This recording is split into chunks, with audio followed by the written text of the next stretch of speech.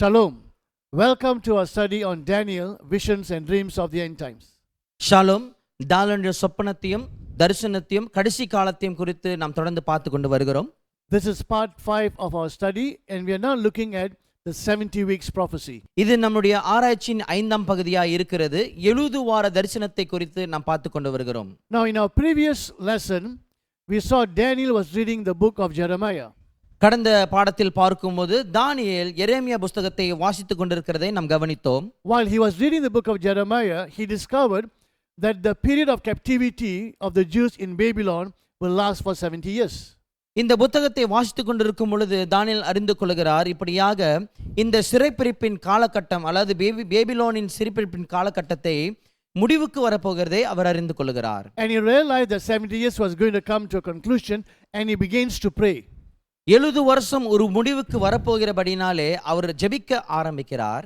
While Daniel was praying about the 70 years, the angel Gabriel will appear and will give him another prophecy of 77s. இந்த 70 வருஷம் முடிவுக்கு வருகிறதை குறித்து தானியேல் ஜெபித்துக் கொண்டிருக்கும் பொழுது காபிரியேல் தூதன் முன்னுக்கு வந்து இப்படியாக 70க்கு 7 என்று சொல்லி இன்னொரு புதிய தரிசனத்தை கொடுக்கிறதை நீங்கள் கவனிப்பீர்கள். Now in some translation you will read the word weeks and that's why we get the term or the name 70 weeks prophecy. சில மொழிபெயர்ப்பிலை பார்க்கும் பொழுது வாரம் என்று சொல்லி நீங்கள் கவனிப்பீர்கள். ஆகினால் தான் இங்கே 70 வார தீர்க்க தரிசனம் என்று சொல்லி பெயர் சூட்டி இருக்கிறோம். But the word week in the Hebrew simply means 7, so it is 77s. In other words 490 years. எபிரேயர் மொழியிலே வாரம் என்று சொல்லும் போது 7 என்று சொல்லி குறிப்பிடப்படுகிறது. நீங்கள் இதை கவனிக்கும் பொழுது 490 வருஷத்தை நீங்கள் பார்க்கலாம். Now Gabriel did not just say 77s, 490 years and leave it at that. Gabriel 3 பகுதியாக பிரித்து கொடுக்கிறார். முதல் பகுதியை நீங்கள் பார்க்கும்போது 7க்கு 7 என்று சொல்லி கவனிப்பீர்கள். 49 வருஷத்தை குறிக்கிறது. Then the second part is 62 weeks which is 434 years. இரண்டாவது பகுதியை நீங்கள் பார்க்கும்போது 62 வாரங்கள் 434 வருஷங்கள். And we have 1 week balance which is 7 years. பின்பு ஒரு வார காலகட்டம் எஞ்சி இருக்கிறது, அதுதான் 7 வருடங்கள். Now if the period were to be continuous, why did Gabriel break down into these 3 different segments? இந்த காலகட்டங்கள் தொடர்ச்சியாக தான் இருக்கும் என்று சொன்னால் காபிரியேல் தூதன் ஏன் இதை 3 பகுதியாக பிரித்து கொடுக்க வேண்டும்? Are they to be counted continuous or are there gaps in between? இது தொடர்ச்சியாக எண்ண வேண்டுமா அல்லது இடைக்காலம் ஒரு இன்று இருக்கிறது என்று சொல்லி நாம் பார்க்க வேண்டுமா? Now if you remember from our previous session, we spoke about prophetic compression. கடந்த பகுதியில் நீங்கள் பார்க்கும்போது தீர்க்க தரிசன அடக்கம் என்று சொல்லி நாம் பார்த்து வந்தோம். Where events that will take place at different times are lumped together, and in the Old Testament when someone reads, it may seem that all of that will happen immediately one after another or at the same time. வெவ்வேறு காலகட்டத்தில் நடக்க வேண்டிய காரியங்கள் எல்லாம் ஒன்றாய் சுருக்கி கொடுக்கிறபடினாலே சில நாம் வாசிக்கும் பொழுது இந்த சம்பவம் எல்லாம் ஒன்றாக நடக்கிறது என்று சொல்லி நாம் நினைத்துக் கொள்வோம், அல்லது ஒன்றுக்கு பின் ஒன்று நடக்கிறது என்று சொல்லி நாம் நினைத்துக் கொள்வோம். Now we see quite often prophecies regarding Jesus where the first coming and second coming are lumped together.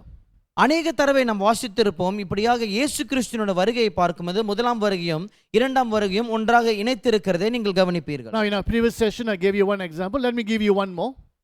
கடந்த பாடத்தில் பார்க்கும்போது ஒரு உதாரணத்தை கொடுத்திருந்தோம், இப்பொழுது இன்னும் ஒரு உதாரணத்தை நாம் கவனிப்போமாக. Zechariah chapter 9 verse 9. ஜெக்கரியா 9ஆம் அதிகாரம் 9வது வசனம். Rejoice greatly, O daughter of Zion, shout, daughter of Jerusalem, see your king comes to you, righteous and having salvation, gentle and riding on a donkey, on a colt, the foal of a donkey. சீயோன் குமாரத்தியே மிகவும் களிகூர், எருசலேம் குமாரத்தியே கெம்பீரி, இதோ உன் ராஜா உன்னிடத்தில் வருகிறார். அவர் நீதியுள்ளவரும் ரட்சிக்கிறவரும் தாழ்மையுள்ளவரும் கழுதையின் மேலும் கழுதை குட்டியாகிய மரியின் மேலும் ஏறி வருகிறவருமாயிருக்கிறார். Now if you read Matthew 21 verses 4 and 5, you will find that this prophecy has been fulfilled. மத்தேயு 21ஆம் அதிகாரம் 4வது வசனம் 5வது வசனத்தை நீங்கள் வாசிப்பீர்கள் என்று சொன்னால் இந்த தீர்க்க தரிசனமானது நிறைவேறுகிறதை நீங்கள் பார்ப்பீர்கள். This is when Jesus will ride on a donkey into Jerusalem on what we call Palm Sunday. இதுதான் இயேசு கிறிஸ்துவானவர் இப்படியாக ஒரு கழுதையின் மேல் ஏறி எருசலேமுக்குள்ளே வருகிறதை நீங்கள் கவனிப்பீர்கள். இது குருத்தோலை ஞாயிறு என்று சொல்லி கொண்டாடப்படுகிறது. Now let me read to you verse 10. 10வது வசனத்தை வாசிக்க கேட்போம். I will take away the chariots from Ephraim and the war horses from Jerusalem, and the battle bow will be broken. He will proclaim peace to the nations. His rule will extend from sea to sea and from the river to the ends of the earth. எப்பிராயிமினின்று ரதங்களையும் எருசலேமினின்று குதிரைகளையும் அற்றுப்போகப் பண்ணுவேன். யுத்த வில்லும் இல்லாமற் போகும். அவர் ஜாதிகளுக்கு சமாதானம் கூறுவார். அவருடைய ஆளுகை ஒரு சமுத்திரம் தொடங்கி மறு சமுத்திரம் வரைக்கும், நதி தொடங்கி பூமியின் எல்லைகள் பரியந்தமும் செல்லும். When will Jesus rule from river to the ends of the earth? That will take place at the second coming, when he will rule on this earth from the earth.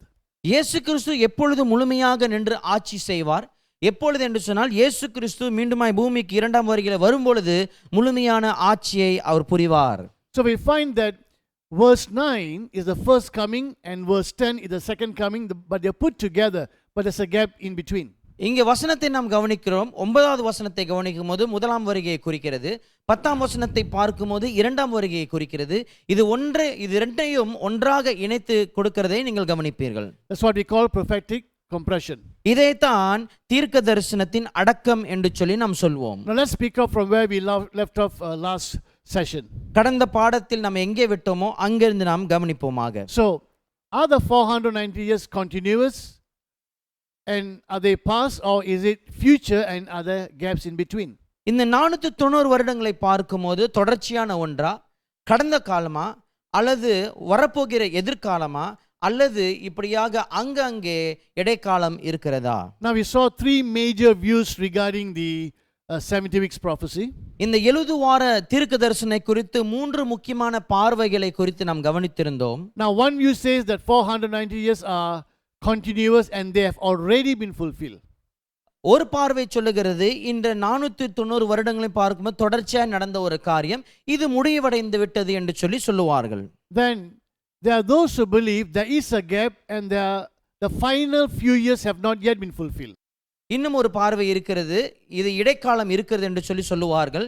அந்த கடைசி 7 வருடங்கள் மாத்திரம் இன்னும் முடிவடையவில்லை என்று சொல்லி சொல்லுவார்கள். Now one view believes that the 69 weeks has been fulfilled, there is a gap and there's a final 7 years. இன்னொரு பார்வை இருக்கிறது, இப்படியாக 69 வாரங்கள் அல்லது இந்த காரியத்தை கவனிக்கும் இதெல்லாம் முடிவடைந்து விட்டது, அந்த கடைசி ஒரு வாரம் மட்டும் இப்படியாக இருக்கிறது, இதுக்கு இடைக்காலத்தில் இருக்கிறோம் என்று சொல்லி சொல்லுவார்கள். Another view believes that 69 and a half weeks has been fulfilled, there is a gap and there is a remaining 3.5 years. இன்னொரு பார்வை இருக்கிறது, இப்படியாக 69.5 வருஷங்கள் முடிவடைந்து விட்டது, இப்பொழுது இடைக்கட்டம் இருக்கிறது, பின்பு இன்னும் 3 வருஷ காலங்கள் நடக்கும் என்று சொல்லி சொல்லுவார்கள். But there is a fourth view. ஆனாலும் இன்னொரு நான்காவது பார்வை ஒன்று. Now this view takes into consideration, why would Gabriel say 7 sevens and 62 sevens? Why would he say that if they are continuous? இந்த ஒரு பார்வை இருக்கிறது, காபிரியேல் தூதன் ஏன் 69 வாரத்தை சொல்ல வேண்டும், பின்பு 7 அல்லது 7 வாரங்களை ஏன் சொல்ல வேண்டும் என்று சொல்லி கவனிப்பார்கள். Now if you look at the four views on the screen here, இந்த வரிப்படத்தில் இந்த 4 பார்வைகளும் நீங்கள் கவனிப்பீர்கள் என்று சொன்னால், view 1 believes all has been fulfilled and they are continuous. முதல் பார்வையை கவனிக்கும் போது எல்லாம் முடிவடைந்து விட்டது, இது தொடர்ச்சியான ஒன்று என்று சொல்லி சொல்லுவார்கள். The second view says is continuous, but then there's a gap and remaining 7 years. இரண்டாவது பார்வையை பார்க்கும்போது இது தொடர்ச்சியான ஒன்று காரியம்தான், இடையில் ஒரு காலகட்டம் இருக்கிறது, பின்பு 7 வருடங்கள் நாம் எஞ்சி இருக்கிறது என்று சொல்லி சொல்லுவார்கள். The third view says continuous, a gap and remaining 3.5 years. இன்னொரு பார்வை, மூன்றாவது பார்வையை பார்க்கும்போது தொடர்ச்சியா நடந்த ஒரு காரியம், இடைக்காலம் ஒன்று இருக்கிறது, பின்பு எஞ்சி 3 வருட காலங்கள் இருக்கிறது என்று சொல்லி. But the fourth view, and I think only this view really took into consideration, and the view will say 7 is one period, there is a gap, then we have another period which is 62 sevens, a gap and a remaining 7 years. இந்த நான்காவது பார்வை முக்கியமான பார்வை, அதே சமயத்தில் ஏற்றுக்கொள்கிற பார்வையா இருக்கிறது. ஏன்னு சொன்ன முதல் காலகட்டத்தில் பார்க்கும்போது 7 சொல்லிட்டு அவர்கள் கவனிக்கிறார்கள், பின்பு 69 வாரங்களை கவனிக்கிறார்கள், பின்பு பார்க்கும்போது கடைசியாக என்ன எஞ்சி 7 வருஷங்கள் இருக்கிறது என்று, இதற்கெல்லாம் இடையில இடைப்பட்ட காலங்கள் இருக்கிறது என்று சொல்லி அங்கே அறிக்கையிடுகிறார்கள். Now we will look at all three views and see the reasons of what they believe. இந்த 3 பார்வைகளையும் நாம் கவனிக்க போகிறோம். அவர்கள் கொடுக்கிற காரணம் என்ன, என்னத்தை அவர்கள் நம்புகிறார்கள் என்று சொல்லி நாம் கவனிக்க போகிறோம். The first view that believes the 490 years they are continuous and already fulfilled, we can call it the preterist view. Preterist mean past. இந்த முதல் பார்வை நீங்கள் பார்க்கும்போது இப்படியாக அவங்க இதெல்லாம் முடிந்து விட்டது என்று சொல்லுகிறார்கள். பிரட்டிஸ் என்று சொல்லும்போது கடந்த கால அதாவது நிகழ்வு அல்லது பார்வை என்று சொல்லலாம். And if you remember, there are 6 elements to be fulfilled within the given period. இந்த காலகட்டத்தில் கொடுக்கப்பட்ட காலகட்டத்தில் 6 கூறுகள் இப்படியாக நிறைவேற வேண்டியதா இருக்கிறது. Now this we will say, no, all of that has been fulfilled by Christ. இவர்கள் சொல்லுவார்கள், இல்லை, இதையெல்லாம் இயேசு கிறிஸ்துவானவர் செய்து முடித்து விட்டார் என்று சொல்லி. And you can see the verses here. We're not going to read them, but these are the verses they will quote to show, look, it has already taken place. இந்த வசனத்தை நமக்கு கொடுத்து தான், அதாவது நீங்கள் பார்க்கிற திரையில் பார்க்கிற இந்த வசனங்களை கொடுத்து தான் இதெல்லாம் முடிந்து விட்டது என்று சொல்லி நம்மோடு பேசுவார்கள். Now let's look at some of the reasons. ஒரு சில காரணங்களை நாம் கவனிப்போமாக. They will say there's no hint of gaps in the prophecy, so why would you want to insert a gap? தீர்க்கதரிசனில் பார்க்கும்போது இடைக்கால கட்டம் இருக்கிறது என்று சொல்லி கொஞ்சம் கூட அறிகுறி கிடையாது, ஆகையால் ஏன் இடைக்காலம் இருக்கிறது என்று சொல்லுகிறீர்கள் என்று சொல்லி கேட்பார்கள். And they will say the prophecy is for 409 years and it is continuous. அவர்கள் சொல்லுவார்கள், இந்த தீர்க்க தரிசனமானது 490 வருஷங்கள் அடக்கின தீர்க்க தரிசனம், இது தொடர்ச்சியாக போற ஒரு காரியமே. This prophecy is about Christ, not the antichrist, and it is Christ who will fulfill all of this. இந்த தீர்க்க தரிசனமானது அந்தி கிறிஸ்துவை பற்றி அல்ல, இயேசு கிறிஸ்துவை குறித்து தான். இதை தான் இயேசு கிறிஸ்து செய்து முடித்தார் என்று சொல்லுவார்கள். And in the prophecy we will read about someone being cut off, and they will say, well, this is Christ. That means he's referring to his crucifixion. அது இந்த தீர்க்கதரிசியில் பார்க்கும்போது அதாவது வெட்டப்படுவார் என்று சொல்லி இங்க நீங்கள் கவனிக்கலாம். இது எதை குறிக்கிறது என்று சொன்னால் சிலுவையை குறிக்கிறது என்று சொல்லி அவர்கள் சொல்லுவார்கள். And they will say the last 3.5 years is from the crucifixion to the stoning of Stephen. இந்த கடைசி 3 வருஷ காலம் எது என்று சொன்னால் சிலுவையில் இயேசு அறையப்பட்டதிலிருந்து ஸ்தேவான் கல்லெறிந்து அடிக்கப்பட்டார்ல, அது வரைக்கும் இந்த காலகட்டம் என்று சொல்லி சொல்லுவார்கள். Now this is a sample of what they believe. I don't know whether all of them will agree on the dates, but this is an example of what they believe. இதுதான் அவர்கள் நம்பக்கூடிய ஒரு காரியமா இருக்கிறது. எல்லோரும் இதை நம்புவார்களா என்று சொல்லி எனக்கு தெரியாது, ஆனாலும் இதுதான் ஒரு உதாரணமான காரியங்கள். So they take the year 457 and they will count 7 weeks, 49 years. We arrive at 408. Now you have to say something why it is 77. So they will say Jerusalem was rebuilt. அதாவது இந்த 7க்கு 7 என்று சொன்னால் ஏதாவது சொல்ல வேண்டும் என்று சொல்லி, அதாவது 457 வருஷத்திலிருந்து 408 வருஷம் இந்த தேதியை எடுத்துக்கொள்வார்கள். ஏன் என்று சொன்னால் அப்பொழுதுதான் இந்த எருசலேம் கட்டப்பட்டது. And then from here 62 weeks, which is 434 years, comes to AD 27, and they will say, okay, that's when Jesus was baptized. இங்கேருந்து பார்க்கும்போது இங்க 434 வருஷ காலங்கள் ஏற்படுகிறது. ஏன் இதை எடுத்துக்கொள்வார்கள் என்று சொன்னால் இங்கேதான் இயேசு கிறிஸ்து ஞானஸ்தானம் பெற்றுக்கொள்கிறார். And then they say he referring to Christ will confirm a covenant for 7 years. இங்கே பார்க்கும்போது அவர் ஒரு உடன்படிக்கையை உறுதி செய்வார். இந்த 7 வருஷம் இதுதான் என்று சொல்லி அவர்கள் சொல்லுவார்கள். And in the middle he is cut off, crucified, and then 3.5 years later Stephen was stoned. இங்கே இடைக்காலத்தில் பார்க்கும்போது அவர் வெட்டப்படுகிறார், அதாவது சிலுவையிலே அறையப்படுகிறார். பின்பு அந்த காலகட்டங்கள் முடிந்த பின்பு 3 வருஷ காலகட்டத்தில் ஸ்தேவான் கல்லெறிந்து கொல்லப்படுகிறார். இதுதான் இதோட சுருக்கம் என்று சொல்லி சொல்லுவார்கள். Now I understand why they think like this and why they explain like this. ஏன் இப்படி சொல்லி ஏன் இப்படியாக நமக்கு சொல்லுகிறார்கள் என்று சொல்லி எனக்கு நன்றாக புரிந்து கொள்ள முடிகிறது. But there are some problems that I have regarding this view. இந்த பார்வை குறித்து எனக்கு சில பிரச்சனைகள் உண்டு. Now Jesus made a covenant, the new covenant, but the covenant that he made was not just for 7 years, it's an eternal covenant. இயேசு கிறிஸ்து ஒரு உடன்படிக்கையை செய்கிறார், அதாவது புதிய உடன்படிக்கை. இந்த உடன்படிக்கையை பார்க்கும்போது வெறும் 7 வருஷத்துக்கு மாத்திரமல்ல, இது நித்தியமான ஒரு உடன்படிக்கை. To say that he confirmed a covenant for 7 years, to say that is Jesus, with whom did he confirm a covenant for 7 years? We don't read about it in the Gospels. அவர் உடன்படிக்கை 7 வருஷத்துக்கு உறுதிப்படுத்துவார் என்று சொல்லி பார்க்கும் பொழுது இது இயேசு கிறிஸ்துவை சொல்லுவார்கள் என்று சொன்னால் இயேசு கிறிஸ்து யாரோட ஒப்பந்தம் அல்லது உடன்படிக்கையை செய்து வைத்திருந்தார்? And when did Jesus make this covenant? எப்பொழுது இயேசு கிறிஸ்து இந்த உடன்படிக்கையை செய்தார்? Now if you saw the diagram, it is from the baptism of Jesus. They take 7 years confirming the covenant. நீங்கள் முதலுள்ள வரைபடத்தை மீண்டும் பார்ப்பீர்கள் என்று சொன்னால் இயேசு கிறிஸ்துவின் ஞானஸ்தானம் காலத்திலிருந்து அங்கே 7 வருஷத்தை அவர்கள் எடுத்துக்கொள்கிறார்கள். But Jesus made a new covenant one day before his crucifixion. ஆனாலும் இயேசு கிறிஸ்து இந்த புதிய உடன்படிக்கை எப்பொழுது செய்கிறார் என்று சொன்னால் அவள் சிலுவையில் அறையப்பட ஒரு நாளுக்கு முன்புதான் இதை செய்கிறார். So somehow it doesn't fit into this. ஆகையினாலே இதுக்குள்ளாக இதை பொருத்த முடியாது என்று சொல்லி நீங்கள் கவனிக்கலாம். Now, although Jesus once for all sacrifice on the cross meant God will no longer accept animal sacrifices, இயேசு கிறிஸ்து முதல் பலனாக கடைசியாகும் சிலுவையிலே மரித்திருக்கிறார், அவர் பலியாயிருக்கிறார். இனிமேல் எந்த ஒரு மிருக பலியும் ஏற்றுக்கொள்ளப்படாமல் இருந்தாலும், but the Jews continue to offer sacrifices. யூதர்களை பார்க்கும்போது தொடர்ச்சியாக மிருக பலியை செலுத்திக் கொண்டு வருகிறார்கள். But I will give them the point when they say the once perfect sacrifice of Jesus, although the animal sacrifices continued, but God no longer accepted them. So Christ put a stop to it.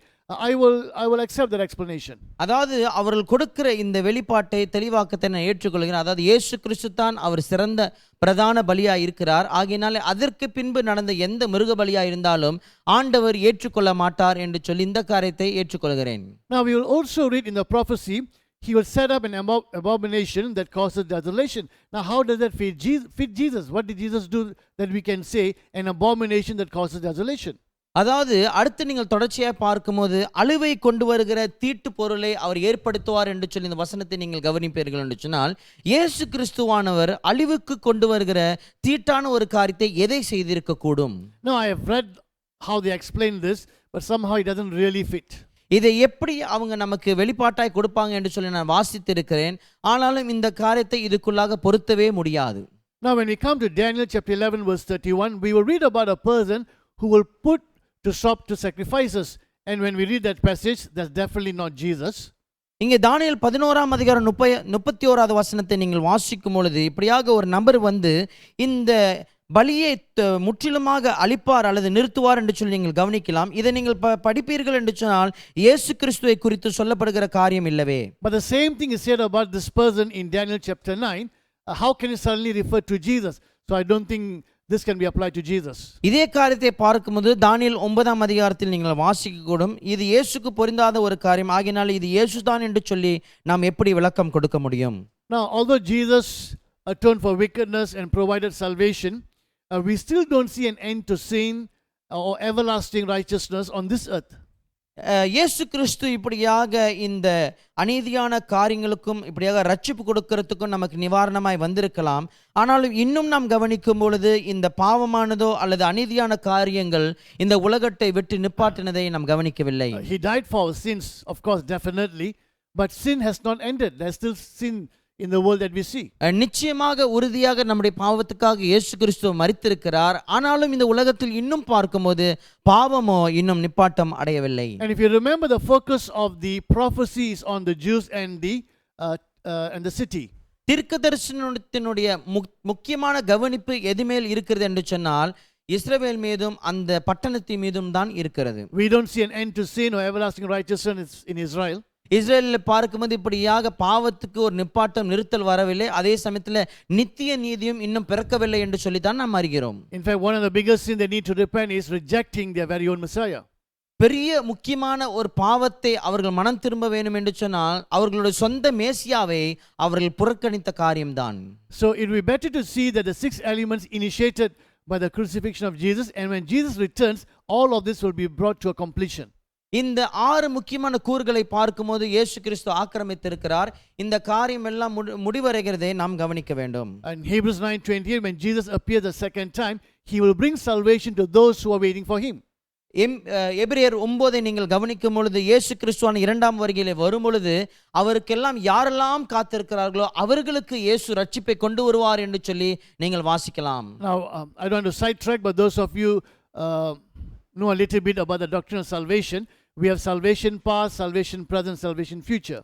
உபதேசத்தினுடைய ரட்சிப்பை குறித்து ஒரு சில காரியம் உங்களுக்கு தெரிந்திருக்கும் என்று சொன்னால், உபதேசம் உங்களுக்கு தெரிஞ்சிருக்கும் சொன்னால், அதாவது ரட்சிப்பை பார்க்கும்போது கடந்த கால ரட்சிப்பும் சமீபமான ரட்சிப்பும் எதிர்கால ரட்சிப்பை நீங்கள் கவனிக்க முடியும். That's why we read in the scriptures, we are saved, we are being saved, we will be saved. அதனால் தான் வேதத்தில் நீங்கள் வாசிக்கிறீர்கள், நாம் ரட்சிக்கப்பட்டிருக்கிறோம், நாம் ரட்சிக்கப்பட்டு கொண்டிருக்கிறோம், நாம் ரட்சிக்கப்படுவோம் என்று சொல்லி. So initiated by Jesus on the cross and will be completed at the second coming. இயேசு கிறிஸ்து சிலுவையிலே இது ஆரம்பித்து வைத்தார் அல்லது ஆக்கிரமித்து வைத்தார். இயேசு கிறிஸ்துவின் இரண்டாம் வருகையிலே இது பரிபூர்ணம் ஆக்கப்படும்.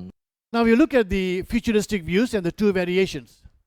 இந்த காரியத்தை கவனித்து இதில் 2 வேறுபாடு அல்லது வித்தியாசத்தை நாம் கவனிக்க போகிறோம். Now in verse 27 we will read about he will confirm a covenant for 7 years. இங்க 27வது வசனத்தை நீங்கள் வாசிக்கும் போது அவர் 7 வருஷ காலகட்டத்துக்கு ஒரு உறுதிப்படுத்துவார் என்று சொல்லி கவனிப்பீர்கள். Who is the he? அவர் என்று சொல்லப்படுகிற நபர் யார்? Now one view says he refers to Christ, Jesus Christ. ஒரு பார்வை சொல்லுகிறது அவர் என்று சொல்லும் பொழுது இயேசு கிறிஸ்துவை குறிக்கிறது என்று சொல்லி. The other view takes he referring to the antichrist.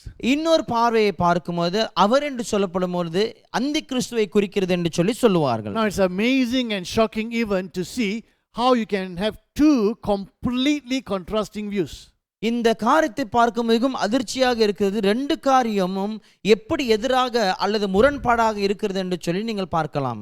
One takes it to say Jesus Christ, another one takes it and says this is antichrist, totally opposite understanding. ஒரு பார்வை பார்க்கும்போது இது இயேசு கிறிஸ்து தான் என்று சொல்லி சொல்லுகிறார்கள். இன்னொரு பார்வையை பார்க்கும்போது இது அந்தி கிறிஸ்து என்று சொல்லுகிறார். முற்றிலும் முரண்பாடான ஒரு காரியத்தை இங்கே பேசுகிறார்கள். So those who say that refers to Jesus Christ, in their interpretation they will say that 69 and a half weeks has been completed, there is remaining a future 3.5 years.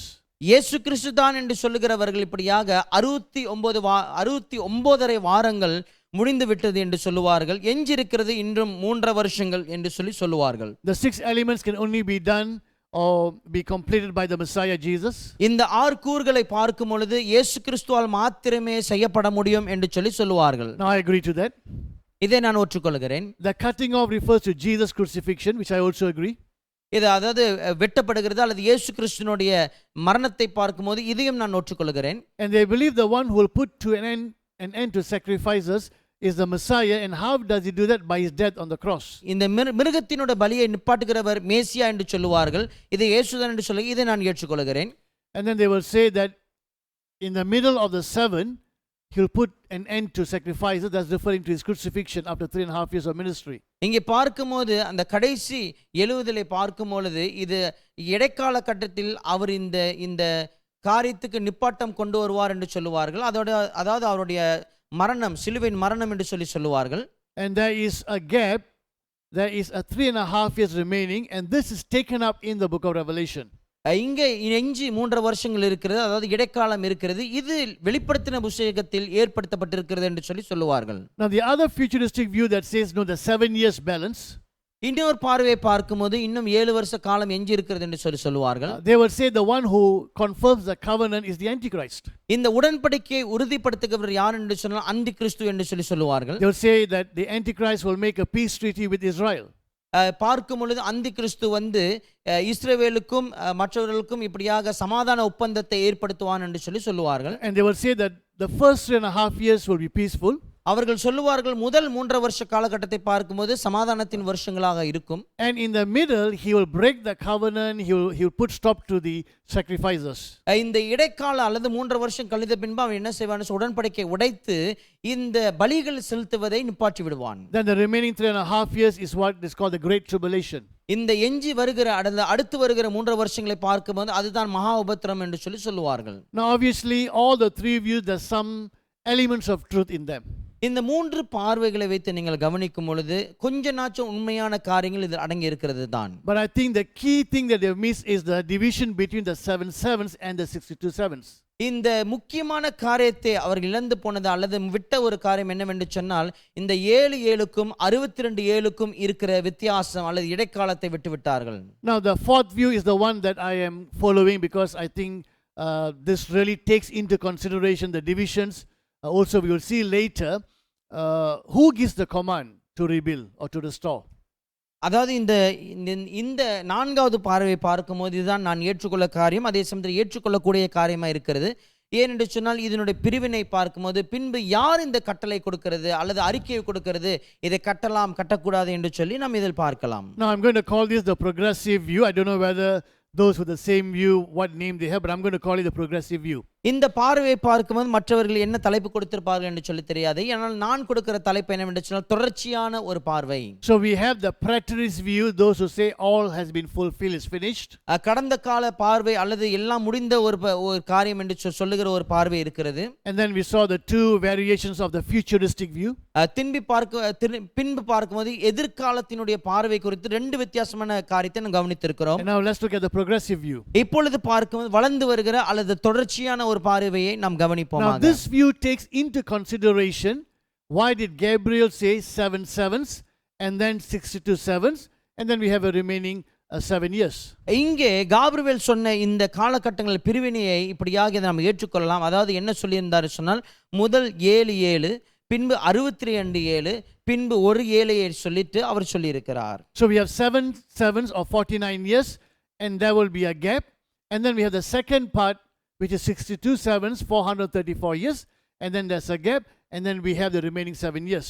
இந்த காலகட்டத்தை நீங்கள் கவனிப்பீர்கள் சொன்ன முதல் பார்க்கும்போது 7 அதாவது 49 வருஷங்கள், பின்பு இடைக்காலம், பின்பு 62 7 434 வருஷங்கள், அது முடிந்த பின்பு ஒரு இடைக்காலம், பின்பு பார்க்கும்போது ஒரு 7 அதாவது 7 வருஷங்கள். The other two futuristic views, they saw a gap here but somehow did not consider a gap here. அந்த ரெண்டு எதிர்கால பார்வை அல்லது எதிர்காலத்தில் நடக்க போகிற இந்த பார்வையை நீங்கள் கவனித்திருப்பேன்னு சொன்னால் பின்பகுதி வருகிற இந்த இடைக்காலத்தை அவர்கள் கவனித்தார்கள். ஆனால் முதல் கட்டத்தில் உள்ள அந்த இடைக்காலத்தை அவர்கள் கவனிக்காமல் போனார்கள். Now in the previous session, if you remember, the 6 elements, I put them into 2 categories. கடந்த பகுதியில் நீங்கள் பார்ப்பீர்கள் சொன்ன இந்த 6 கூறுகளை 2 பகுதியாக நாம் பிரித்து வைத்திருந்தோம். The first 3 is to end sin. The remaining 3 is to establish righteousness.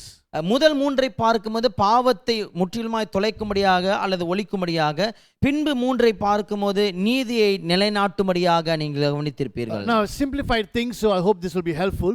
இது சுருக்கமாக உங்களுக்கு கொடுக்கிறோம், இது உங்களுக்கு உதவியாக இருக்கும் என்று சொல்லி நாங்கள் நம்புகிறோம். So the first 3, abolish rebellion, abolish sin, atone for wickedness, is cleansing.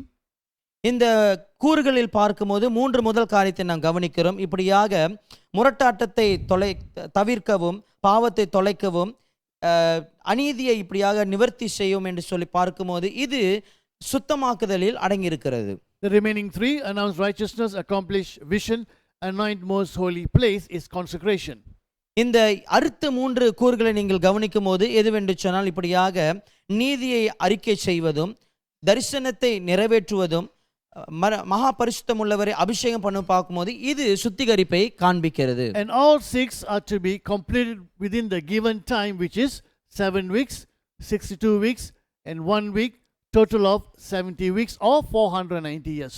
இந்த பார்க்கும்போது இந்த 3 காரியங்களையும் அல்லது 6 காரியங்களையும் பார்க்கும்போது எப்பொழுது செய்து முடிக்க வேண்டும் என்று சொன்னால் 7 வாரங்கள், 62 வாரங்கள், பின்பு 1 வாரங்கள். இது முற்றிலுமாக நீங்க பார்க்க வேண்டும் என்று சொன்னால் 490 வருடங்கள். Keep in mind the word week means 7. நீங்கள் ஞாபகத்தில் வைக்க வேண்டும், வாரம் என்று சொல்லும் பொழுது 7. Now at the end of the total 490 years, Jesus returns. 490 வருடங்கள் முடிவடையும் பொழுது இயேசு கிறிஸ்து மீண்டுமாய் வருகிறார். And then we have the coronation. Jesus will rule on this earth for 1000 years. பின்பு நீங்கள் பார்க்கும்போது இங்கு முடிசூட்டு விழா நடக்கிறது. இயேசு கிறிஸ்து 1000 வருஷமாக ஆட்சி புரிவார். After the 1000 years, we have creation, the new creation, where we have the new heavens and new earth. Revelation 21:22. Eternity begins. 1000 வருஷம் கழிந்த பின்பு நீங்கள் பார்க்கும்போது ஒரு புதிய சிருஷ்டிப்பு மீண்டுமாய் உருவாக்கப்படுகிறது. புதிய வானமும் புதிய பூமியும், அதுதான் நித்தியத்தை குறிக்கிறது. அதாவது வெளிப்படுத்தின விசேஷம் 21ஆம் அதிகாரம் 22ஆம் அதிகாரத்தில் நீங்கள் இதை கவனிக்கலாம். Right. Now we have come to the point where we are going to start calculating the 490 years. The question is, what is the starting date? இப்பொழுது இந்த 490 வருடங்களை நாம் கணக்கெடுப்பு செய்ய போகிறோம். ஆனாலும் எப்பொழுது இந்த தேதியை நாம் ஆரம்பிப்பது? Now in verse 25 we read, know and understand this, from the time the word goes out to restore and rebuild Jerusalem. இப்போதும் நீ அறிந்து உணர்ந்து கொள்ள வேண்டியது என்னவென்றால், எருசலேமை திரும்ப எடுப்பித்து கட்டுவதற்கான கட்டளை வெளிப்படுவது முதல் பிரபுவாகிய மேசியா வரும் மட்டும் 7 வாரமும் 62 வாரமும் செல்லும். அவைகளில் வீதிகளும் அலங்கங்களும் மறுபடியும் கட்டப்படும். ஆனாலும் இடுக்கமான காலங்களில் இப்படியாகும். The question is, who gives the word? கேள்வி என்னவென்று சொன்னால் இந்த வார்த்தையை யார் கொடுப்பது? Now in verse 21, let's read. While I was still in prayer, Gabriel, the man I had seen in the earlier vision, came to me in swift flight about the time of the evening sacrifice. He instructed me and said to me, Daniel, I have now come to give you insight and understanding. அப்படி நான் ஜெபம் பண்ணிக் கொண்டிருக்கும் போதே முதல் தரிசனத்திலே நான் கண்ட புருஷனாகிய Gabriel வேகமாய் பறந்து வந்து அந்திப்பலியின் நேரமாகிய வேளையிலே என்னை தொட்டான். அவன் எனக்கு தெளிவுண்டாக்கி என்னோட பேசி, தானியேலே, உனக்கு அறிவை உணர்த்தும்படி இப்பொழுது புறப்பட்டு வந்தேன். Now a few questions for us to think. ஒரு சில கேள்விகளை நாம் கேட்க வேண்டும் அல்லது யோசிக்க வேண்டும். Gabriel will say, I have come to give you insight and understanding. Gabriel சொல்லுவார், இதை குறித்துதான வெளிப்பாடும் இது குறித்தான உணர்வும் உனக்கு கொடுக்க வந்திருக்கிறேன் என்று சொல்லி. Now obviously Daniel is not going to live for 490 years and see all of this, but he will know at least when this will start. He will have some understanding. நிச்சயமாக 490 வருடங்களாக தானியேல் இதெல்லாம் முடிவடையும்படியாக பார்க்கும்படியாக உயிரோடு வாழ மாட்டார். ஆனாலும் இது எப்பொழுது ஆரம்பிக்கப்படும் என்றாவது அவருக்கு தெரிந்திருக்க கூடும். How will Daniel know when the 70 weeks will start? எப்பொழுது இந்த 70 வாரம் ஆரம்பிக்கும் என்று சொல்லி தானியேலுக்கு தெரிய வரும். Now remember, in our previous session I said, if your translation uses the word decree, then we are limited to the meaning. உங்களுடைய மொழிபெயர்ப்பு, ஆங்கில மொழிபெயர்ப்பு பார்க்கும்போது ஆணை என்று சொல்லி இருக்கும் என்று சொன்னால் இதனுடைய புரிந்துணர்வை கொள்ள உங்களுக்கு ரொம்ப குறுகலான கட்டம் தான் இருக்கு. We have only got 4 decrees. ஏனென்று சொன்னால் ஆணைகளை பார்க்கும்போது நம் மத்தியிலே 4 ஆணைகள் மாத்திரமே இருக்கிறது. Ezra chapter 1 we have the decree by Cyrus. Ezra 1ஆம் அதிகாரத்தில் பார்க்கும்போது கோரேஸ் கொடுக்கிற ஆணையை நாம் கவனிக்கிறோம். Ezra chapter 6 we have the decree by Darius. பின்பு எஸ்ரா 6ஆம் அதிகாரத்தில் பார்க்கும்போது தரியு ராஜா கொடுக்கிற ஆணையை நீங்கள் கவனிக்கலாம். Ezra chapter 7 we have the first decree by Artaxerxes. பின்பு நீங்கள் 7ஆம் அதிகாரத்தில் பார்க்கும்போது ஆர்தசஷ்டா ராஜா முதல் ஆணையை கொடுக்கிறதை நீங்கள் கவனிப்பீர்கள். And Nehemiah chapter 2 we have the second decree by Artaxerxes. பின்பு நெகேமியா 2ஆம் அதிகாரத்தில் பார்க்கும்போது ஆர்தசஷ்டா கொடுக்கிற 2ஆம் ஆணையை குறித்து நீங்கள் கவனிப்பீர்கள். None of the decrees were given at the time when Daniel received this prophecy. தானியேல் இந்த தீர்க்க தரிசனத்தை பெற்றுக்கொண்ட காலகட்டத்தில் இந்த எந்த ஒரு ஆணையும் இல்லாமல் இருந்தது. And when we say decree, we are limiting, and what happens, we will look at these 4 decrees and choose one to calculate. ஆணை என்று சொல்லும்போது இப்படியாக நம்ம ஒரு கட்டத்துக்குள் வைக்கிறோம். ஆகினால இதிலிருந்து எடுத்து இந்த தேதியை நாம் கணக்கு பண்ண ஆரம்பிப்போம். Now, if Daniel were to know when this will start, he has to find out, I believe, from the book that he was reading. இது எப்பொழுது ஆரம்பமாகும் என்று சொல்லி தானியேல் யோசித்து கணக்கெடுக்க வேண்டும் என்று சொன்னால் நிச்சயமாக எந்த புத்தகத்தை வாசிக்கிறாரோ அதிலிருந்து தான் அதனுடைய கணக்கெடுப்பு எடுக்க வேண்டும். It is from the book of Jeremiah that Daniel found out that the 70 years captivity will end. And when Gabriel came and gave this prophecy, I believe, from the book of Jeremiah itself, Daniel will know when to start calculating this 490 years. இந்த தானியேலை பார்க்கும்போது அவர் எரேமியா புத்தகத்தை வாசித்து கொண்டிருக்கிறார். இந்த சிறையிருப்பானது முடிவடைய போகிறது என்று சொல்லி அவருக்கு அறிய வருகிறது. பின்பு காபிரியேல் தூதன் வந்து தரிசனத்தை கொடுக்கிறார். அல்லது 70க்கு 7 என்று சொல்லி இதை கணக்கீடு எடுக்க வேண்டும் என்று சொன்னால் முடிந்த பின்பே இதே புத்தகத்தில் தான் நிச்சயமா எடுக்க வேண்டும் என்று சொல்லி தானியேல் அறிந்திருப்பார். Now the word that's translated decree in the Hebrew is dabar, which simply means word. ஆணை என்று சொல்கிற இந்த வார்த்தையை நீங்கள் எபிரேயர் மொழியிலே பார்க்கும்போது டபார் என்று சொல்லப்பட்டிருக்கிறது. அதோடைய பொருள் என்னவென்று சொன்னால் வார்த்தை. So Daniel would know when the word was given, who gave the word. தானியேல் தெளிவாக அறிந்திருப்பார் எப்பொழுது இந்த வார்த்தை கொடுக்கப்பட்டது, யார் இந்த வார்த்தை கொடுத்திருப்பார் என்று சொல்லி. Now Jeremiah chapter 32, we have read this passage in our previous session, so we won't read it again, but I'll just give you the gist of it. எரேமியா 32ஆம் அதிகாரத்தை பார்க்கும்போது இதற்கு முன்பாக உள்ள பாடத்தில் நாம் இதை வாசித்திருக்கிறோம். இதனுடைய காரியத்தை அடக்கத்தை மாத்திரம் நாம் கவனிப்போமாக. Now Jeremiah has prophesied that the Babylons are going to come and they're going to capture the people and take all their properties. Jeremiah இப்படியாக தீர்க்க தரிசனம் உரைத்திருக்கிறார். பாபிலோன் ராஜ்யம் வந்து இவர்களை கைப்பற்றி முற்றிலுமாக அவர்களுடைய எல்லா ஆஸ்திகளையும் கைப்பற்றி விடும் என்று சொல்லி இருக்கிறார். But at that moment God will give his word of restoration. அதே காலகட்டத்தில் பார்க்கும்போது ஆண்டவர் தன்னுடைய வார்த்தையை அல்லது தீர்வு கொடுக்கிறதை நீங்கள் கவனிப்பீர்கள். The word was given then itself. அப்பொழுதே வார்த்தை கொடுக்கப்பட்டிருக்கிறது. Now God told Jeremiah that the Babylons are going to come and they're going to capture the people and take all their properties. ஆண்டவர் எரேமியாவிடத்தில் சொல்லுவார், இப்படியாக பாபிலோனியர்கள் வந்து இஸ்ரவேலை சிறைப்பிடித்து பின்பு அவர்கள் சொத்தெல்லாம் அபகரித்து போய் விடுவார்கள் என்று சொல்லி. And God will say, that everything will be restored. The word of restoration was given then itself. ஆண்டவர் சொல்லுகிறார் இப்படியாக மீண்டுமா இந்த காரியம் எல்லாம் உங்களுக்கு சீர்படுத்தப்படும் என்று சொல்லி அப்பொழுதே இந்த சீர்படுத்தலின் வார்த்தை அவருக்கு கொடுக்கப்பட்டது. Then God will tell Jeremiah, your cousin will come and he will sell his plot of land. ஆண்டவர் எரேமியா நோக்கி சொல்லுவார், உன் சொந்தக்காரர் வந்து தன்னுடைய நிலத்தை உன்னிடத்தில் விற்பார் என்று சொல்லி. And God will tell Jeremiah, buy that land. ஆண்டவர் சொல்லுவார் எரேமியா பார்த்து, அந்த நிலத்தை நீ வாங்க வேண்டும் என்று சொல்லி. Now no one in the right mind will buy a piece of land or any property when you know the Babylonians are going to come and take it all away. பாபிலோனியர்கள் வந்து இப்படியாக எல்லா காரியத்தையும் அவர்கள் அபகரித்து போகிறார்கள் என்று சொல்லி அறிந்து சரியான சிந்தை உள்ளவர்களாக இருப்போம் என்று சொன்னால் நிச்சயமாக எந்த ஒரு நிலத்தையும் நாம் வாங்க மாட்டோம். And sure enough, the cousin comes and Jeremiah will buy that land, because when we read, he will say, I know the word came from the Lord. அவருடைய சொந்தக்காரர் இப்படியாக நிலத்தை வந்து விற்கும் பொழுது எரேமியா இந்த நிலத்தை வாங்கி விடுவார். அவர் ஏனென்று சொன்னால் அவர் சொல்லுவார், எனக்கு தெரியும் இந்த வார்த்தையானது ஆண்டவரிடத்திலிருந்து புறப்பட்டு வந்தது என்று சொல்லி. So God was asking Jeremiah to do a prophetic act. Buy the land. Why? Because I've given the word to restore. நான் மீண்டுமாக இந்த காரியத்தை சீர்படுத்துவேன் என்று சொல்லி வார்த்தை கொடுத்தபடினாலே இந்த நிலத்தை எரேமியா வாங்கு என்று சொல்லி ஆண்டவர் இப்படியாக கொடுத்திருக்கிறார். One or two verses more. Let's go to Jeremiah 30 verse 18. ஒரு சில வசனங்களை நாம் வாசிப்போமாக. எரேமியா 30ஆம் அதிகாரம் 18வது வசனத்தை வாசிக்க கேட்போம். Thus says the Lord, behold, I will restore the fortunes of the tents of Jacob and have compassion on his dwellings. The city shall be rebuilt on its mount, and the palace shall stand where it used to be. கர்த்தர் சொல்லுகிறது என்னவென்றால், இதோ நான் யாக்கோபுடைய கூடாரங்களின் சிறையிருப்பை திருப்பி அவன் வாசஸ்தலங்களுக்கு இரக்கம் செய்வேன். நகரம் தன் மண்மேட்டின் மேல் கட்டப்பட்டு அரமனை முன்போல நிலைப்படும். Let's also read Jeremiah 31 verses 5 and 6. எரேமியா 31ஆம் அதிகாரம் 5வது வசனமும் 6வது வசனமும் வாசிக்க கேட்போமாக.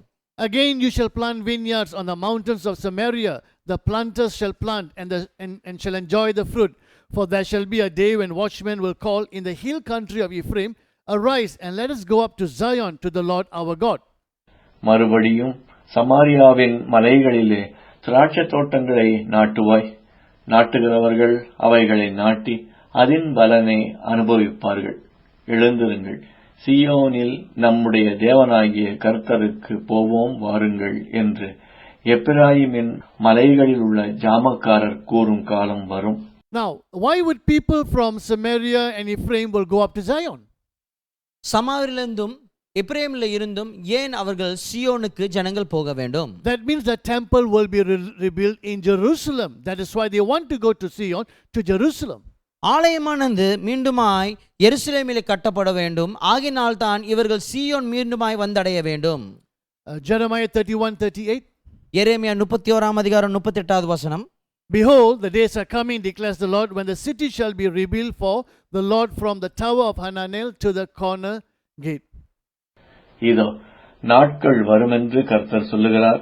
அப்பொழுது இந்த நகரம் அனானேயேலின் கோபுரம் முதல் கோடிவாசல் மட்டும் கர்த்தருக்கென்று கட்டப்படும். Now the point is this: the word of restoration, the command to restore, was already given by God the moment he spoke it. இதனுடைய பொருள் என்னவென்று சொன்னால், அக்கணமே ஆண்டவர் இப்படியாக மீண்டுமாய் சீர்பொருத்துவேன் என்று சொல்லி வார்த்தையை கொடுத்துவிட்டு அது நிச்சயமாய் நடக்க செய்வார். So the command is given by God, the word is given by God, and the time period that Gabriel gave will commence from the moment the word was given by God. அந்த கட்டளையானது வார்த்தையானது தேவனிடத்திலிருந்து கொடுக்கப்பட்டது. தேவனே அந்த வார்த்தை கொடுக்கிறார். ஆகினாலே இந்த காலகட்டம், காபிரியேல் சொன்ன அந்த காலகட்டம் எப்பொழுது ஆரம்பிக்கும் என்று சொன்னால், தேவன் கொடுத்த வார்த்தையின் அங்கணமே இந்த காலகட்டமானது ஆரம்பிக்கிறது. So the command of restoration is not given by a man, but is given by God himself.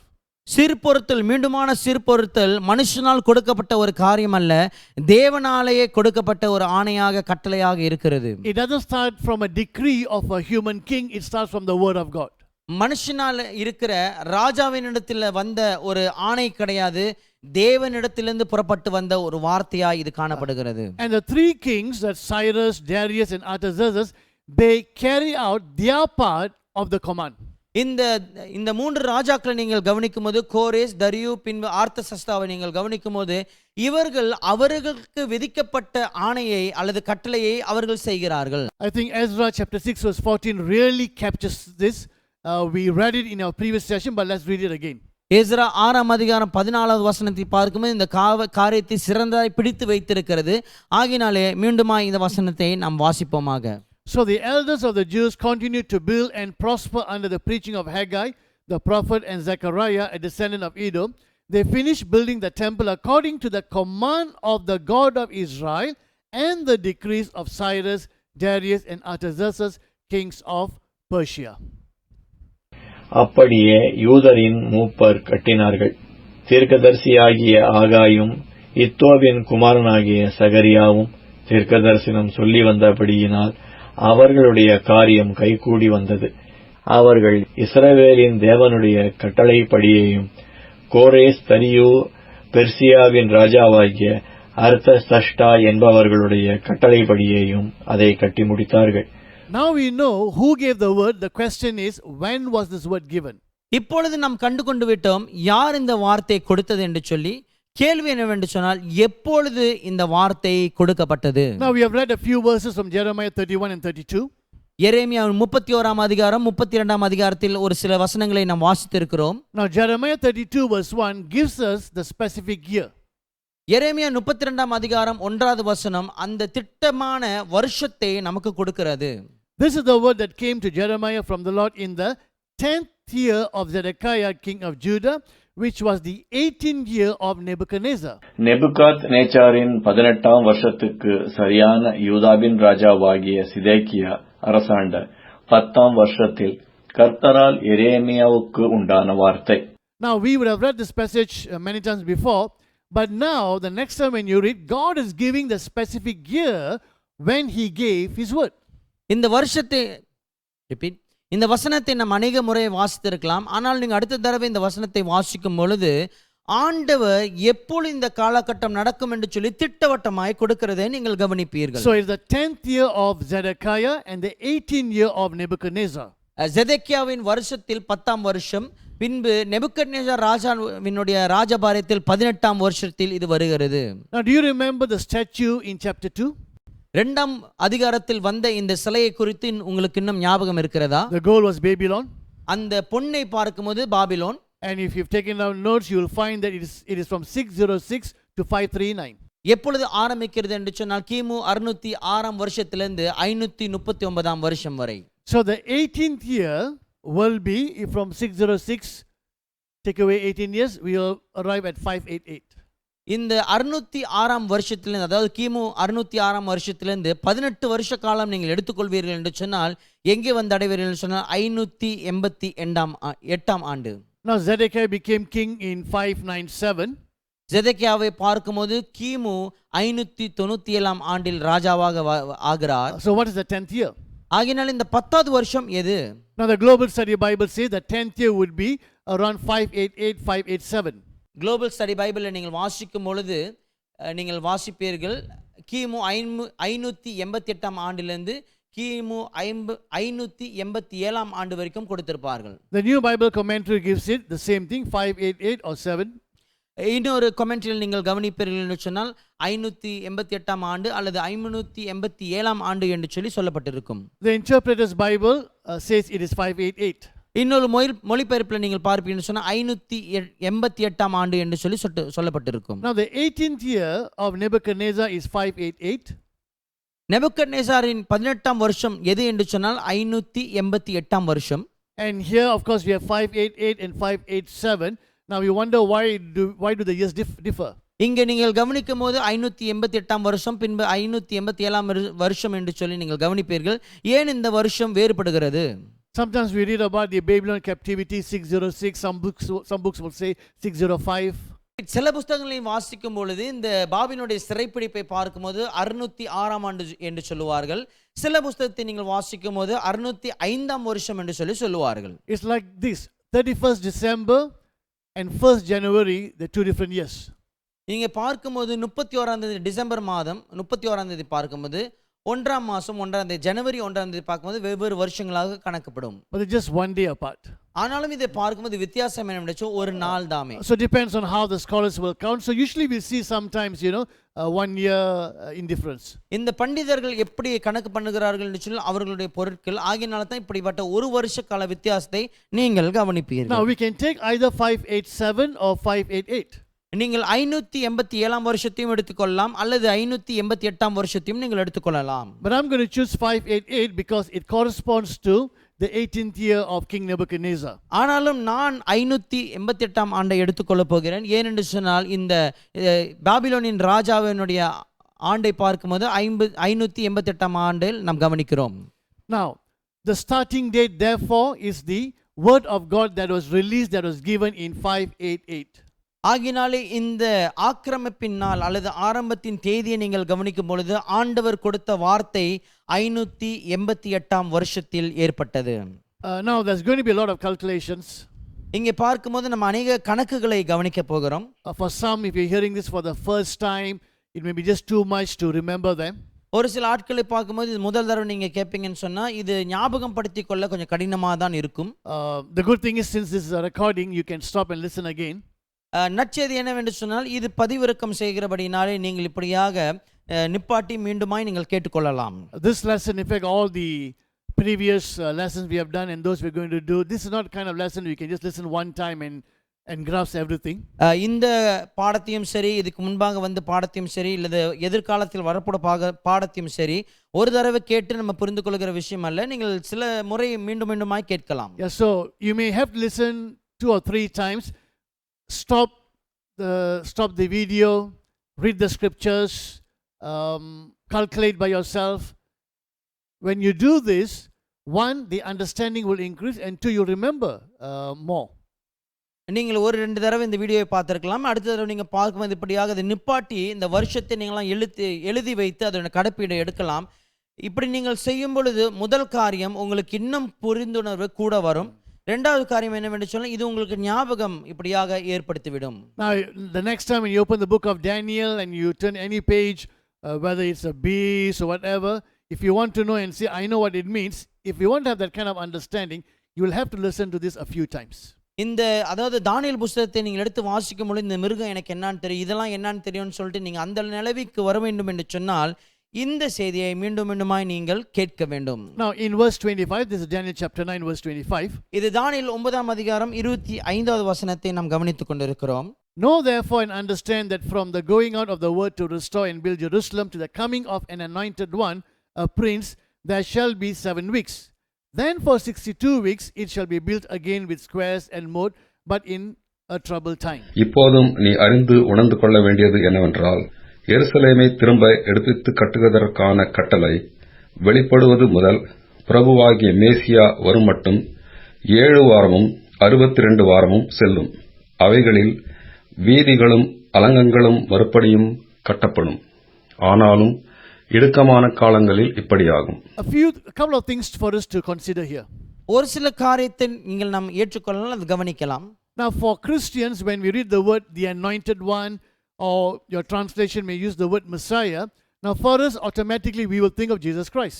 கிறிஸ்தவர்களா இருக்கிற நாம் இப்படியாக அபிஷேகம் பண்ணப்பட்டவர் அல்லது உங்கள் மொழிபெயர்ப்பில் மேசியா என்று சொல்லி எழுதியிருக்கும் என்று சொன்னால் உடனே நமக்கு சிந்தைக்கு வருவது இயேசு கிறிஸ்துவை தான் நாம் நினைப்போம். The ultimate anointed one is Jesus Christ.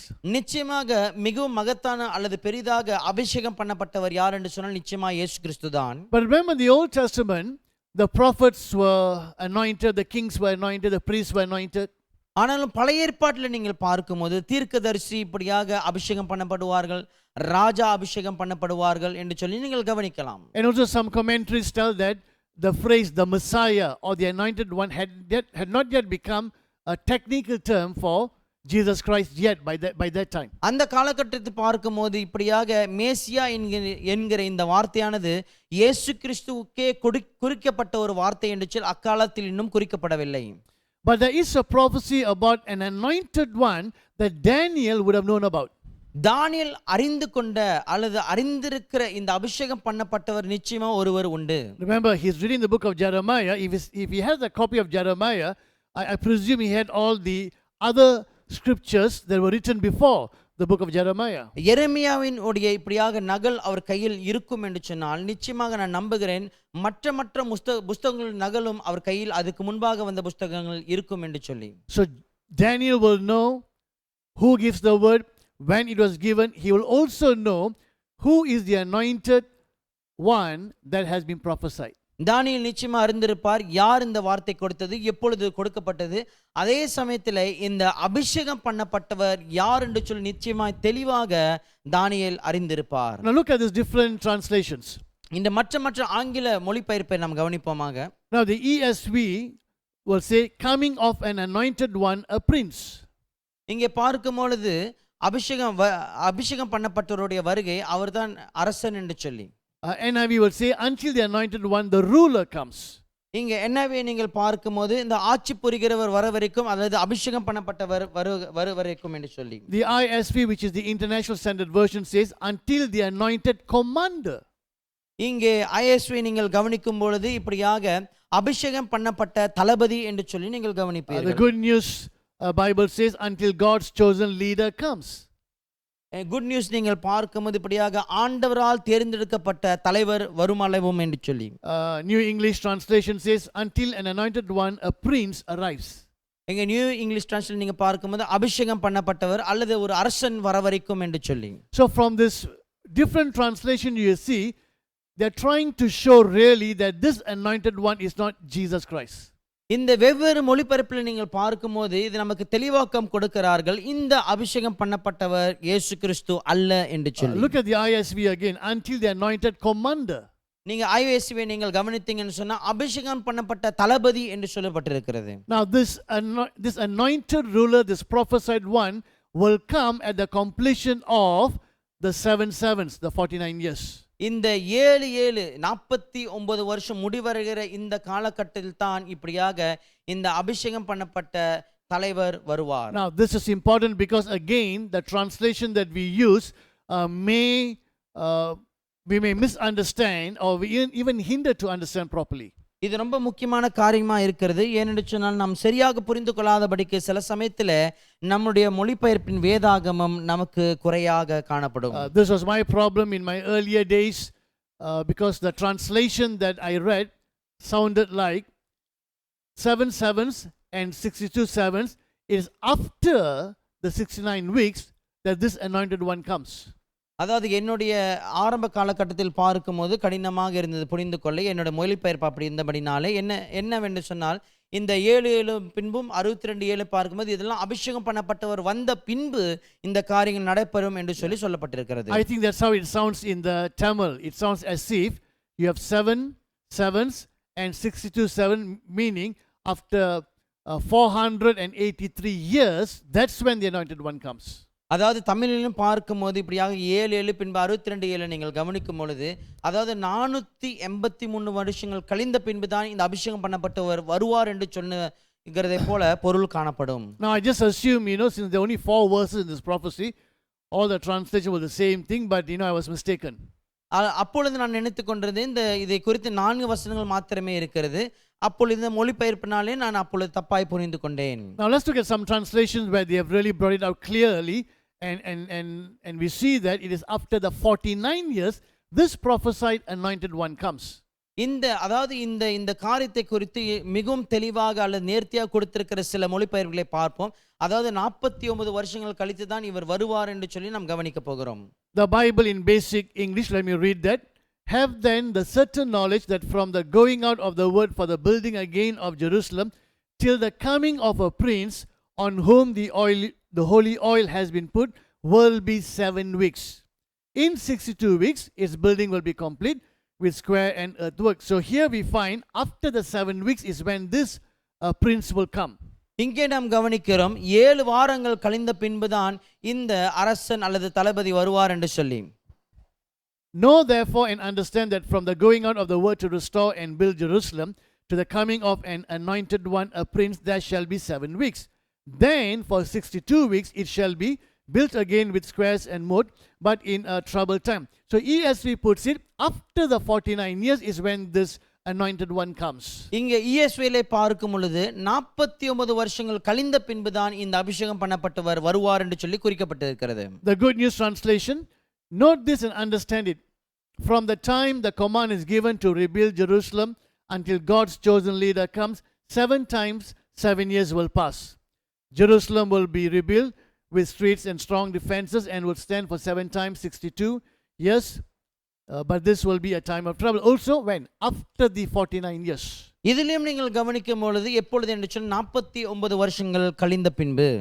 The Common English Bible says, so you must know and gain wisdom about this. There will be 7 weeks from the moment the word went out to restore and rebuild Jerusalem until a leader is anointed. And for 62 weeks the city will be rebuilt with a courtyard and a moat, but in difficult times. So we see from these translations, the coming of the prophesied anointed one, this anointed one, will take place from the moment the word is given to restore. 49 years he will come. அதாவது இந்த மொழிபெயர்ப்பெல்லாம் நீங்கள் கவனித்து வருவீர்கள் என்று சொன்னால், இந்த அபிஷேகம் பண்ணப்பட்டவர் எப்பொழுது வருவார் என்று சொன்னால் இந்த 49 வருஷத்தின் பின்பு அவர் வருவார் என்று சொல்லி நீங்கள் கவனிப்பீர்கள். So we have the starting date. So ஆகையினாலே நமக்கு இந்த ஆக்கிரமித்த அல்லது ஆரம்பித்த இந்த தேதி நம்ம கையில் இருக்கிறது. So what is the starting date? It is when the word of God was given, and we have seen that is in 588. எப்பொழுது இந்த ஆக்கிரமித்த நாள் அல்லது ஆரம்பித்த நாள் என்று சொன்னால் கர்த்தருடைய வார்த்தை கொடுக்கப்பட்ட அந்த நாள் எப்பொழுது என்று சொன்னால் நாம் கவனித்திருக்கிறோம் 588ஆம் வருஷத்தில் வந்தது. When will this prophesied anointed one come? At the end of 49 years. இந்த அபிஷேகம் பண்ணப்பட்ட தீர்க்க தரிசனமாய் சொல்லப்பட்ட இந்த நபர் எப்பொழுது வருவார் என்று சொன்னால் இந்த 49 வருஷங்கள் கழித்த பின்புதான் அவர் வருவார். Now when we know when he will come, but who is this person? எப்பொழுது இவர் வருவார் என்று சொல்லி இப்பொழுது நாம் அறிந்திருக்கிறோம். ஆனாலும் இந்த நபர் யார்? Now the word was issued in 588. வார்த்தையானது 588ஆம் ஆண்டில் கொடுக்கப்பட்டது. So 49 years later, so you just minus 49. அங்கிருந்து நீங்கள் 49 வருஷத்தை கழித்துக் கொள்வீர்கள் என்று சொன்னால் the prophesied one will come in the year 539. தீர்க்க தரிசனமாய் உரைக்கப்பட்டவர் எப்பொழுது வருகிறார் என்று சொன்னால் 539ஆம் வருஷத்தில். Who came in 539? யார் இந்த 539ஆம் வருஷத்தில் வந்தது? Again, if you remember the statue in chapter 2, the goal is Babylon. உங்களுக்கு அந்த சிலை மீண்டுமாய் அந்த 2வது அதிகாரத்தில் பார்த்த சிலை ஞாபகம் இருக்கும் என்று சொன்னால் அந்த பொன்னை பார்க்கும்போது அது பாபிலோன். 606 to 539. 606லிருந்து 539ஆம் கிமு ஆண்டில். The next one is silver, which is the Medo-Persia kingdom. பின்பு வெள்ளியை நாம் பார்க்கிறோம், இதுதான் மெடோ பெர்ஷியாவின் ராஜ்யம். 539 to 333. 539லிருந்து 333ஆம் வருஷம் வரைக்கும். Who came in 539? யார் இந்த 539ஆம் வருஷத்தில் வந்தது? Well, that is Cyrus, the king of Persia. அதுதான் பர்சியாவின் ராஜாவாகிய கோரேஸ் வருகிறார். Is Cyrus an anointed one? கோரேஸ் அபிஷேகம் பண்ணப்பட்டவரா? A prophecy was given, and some commentaries say 100 years, some say 150, some say 200 years, but let's just take 100 years. 100 years before Cyrus came, a prophecy was given mentioning his name. அதாவது இந்த சில மொழிபெயர்ப்பை பார்க்கும்போது வெவ்வேறு வித்தியாசமான வருஷங்களை கொடுத்திருப்பார்கள். ஆனாலும் இந்த கோரேஸ் ராஜா எழும்பு முன்பாகவே 100 வருஷத்துக்கு முன்பாகவே தீர்க்க தரிசனம் உரைக்கப்பட்டிருக்கிறது, பெயரும் கொடுக்கப்பட்டிருக்கிறது யார் வருவார் என்று சொல்லி. Turn to Isaiah 45. எடுத்துக்கொள்ளுங்கள் ஏசாயா 45ஆம் ஆண்டு. This is verse 1. Thus says the Lord to his anointed, to Cyrus, whose right hand I have grasped, to subdue nations before him and to loose the belts of king, to open doors before him that gates may not be closed. I will go before you and level the exalted places. I will break in pieces the doors of bronze and cut through the bars of iron. Let's keep reading. I will give you the treasures of darkness and the hoards in secret places, that you may know that it is I, the Lord, the God of Israel, who call you by your name.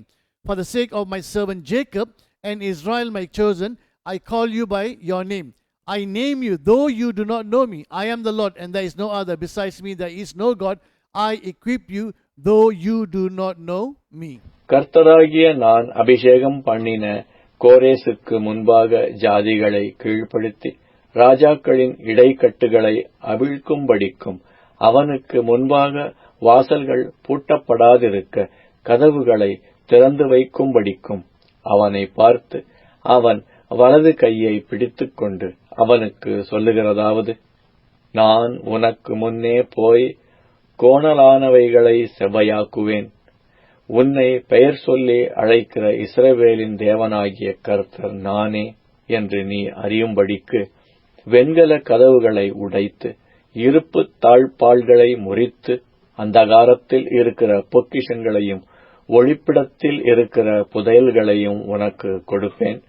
நான் என் தாசனாகிய யாக்கோபின் நிமித்தமும் நான் தெரிந்து கொண்ட இஸ்ரவேலின் நிமித்தமும் நான் உன்னை பெயர் சொல்லி அழைத்து நீ என்னை அறியாதிருந்தும் உனக்கு நாமம் தரித்தேன். At least 100 years or maybe more before Cyrus came, it was prophesied by Isaiah by name, and we read, my anointed one Cyrus. அதாவது 100 வருஷம் அல்லது கூட கூடயும் நீங்கள் எண்ணலாம். இந்த காலகட்டத்துக்கு முன்பாகவே என்னுடைய அபிஷேகம் பண்ணப்பட்ட கோரேஸ் என்று சொல்லி ஏசாயா தீர்க்க தரிசனமாய் உரைக்கிறதை நீங்கள் இதை கவனிப்பீர்கள். Daniel would have known that. தானியேல் நிச்சயமாக இது நன்றாக அறிந்திருப்பார். Daniel would have taken the book that he was reading. He knew when the word was given. He would have seen the year. He would have calculated 49 years, and he knows exactly who came. Cyrus came. தானியேல் இப்படியாக அந்த புஸ்தகத்தை வாசித்துக் கொண்டிருக்கிறார்.